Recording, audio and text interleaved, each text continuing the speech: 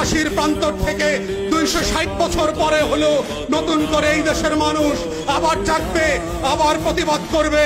যদি মনে করে থাকেন পুলিশের গাড়ি দিয়ে, ভেহিকেল দিয়ে, কানন দিয়ে, র্যাবের গুম খুনের ইতিহাস জমা করে, বিডিআর দিয়ে, সেনাবাহিনী দিয়ে বাংলাদেশের 20 কোটি মানুষের স্বাধীনতার সম্ভাবনা আকাঙ্ক্ষাকে হত্যা করবেন, বোকার স্বর্গে বাস করছেন, বাংলাদেশের মানুষকে চেনেন নাই। তারা নতুন করে যখন জাগবে, আওয়ামী লীগের কাফন কেনার টাকা পাওয়া যাবে না, কবর দেওয়ার মাটি পাওয়া যাবে না। সেই দিন আসতেছে, সেই দিনের প্রস্তুতি নেন। ফেরাউনদের লাশ কোন নদী থেকে ডুবুরিকে দিয়ে উঠানো হয় নাই, এই ফেরাউনদের লাশও বাংলাদেশের মানুষ ডুবুরি দিয়ে উঠাবে না, কোন হুজুর জানাজা পড়বে না, কোন কবর এই লাশ নেবে না।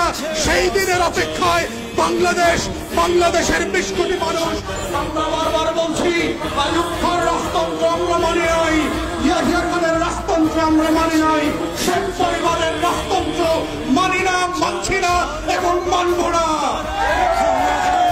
ছেলে মেয়েরা যখন ভোটার বিরুদ্ধে পাবলিক বিশ্ববিদ্যালয়গুলোতে আন্দোলন করছে, তখন আজকে মাত্র আমরা দেখলাম বরিশালে, কুমিল্লাতে, চট্টগ্রামে, ইভেন শাহবাগে আজকে পুলিশের সাজোয়া গান দিয়ে আমার দেশের তরুণ তরুণী শিক্ষার্থীদের উপরে গুলিবর্ষণ করা হচ্ছে, লাঠিচার্জ করা হচ্ছে।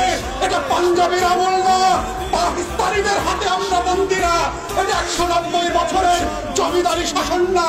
যদি কেউ মনে করে থাকে বাংলাদেশে এখনো জমিদারের শাসন চলছে, ব্রিটিশ বেনিয়ারা বাংলাদেশ দখল করে রেখেছে, আমরা প্রত্যাখ্যান করছি এবং বলে রাখছি, বাংলাদেশে গণতন্ত্রের যে লড়াই হয়েছে, সেই রক্ত দিয়ে মুক্তিযোদ্ধারা বাংলাদেশ স্বাধীন করেছে, সেই বাংলাদেশ আমরা ফেরত আনবই আনবো।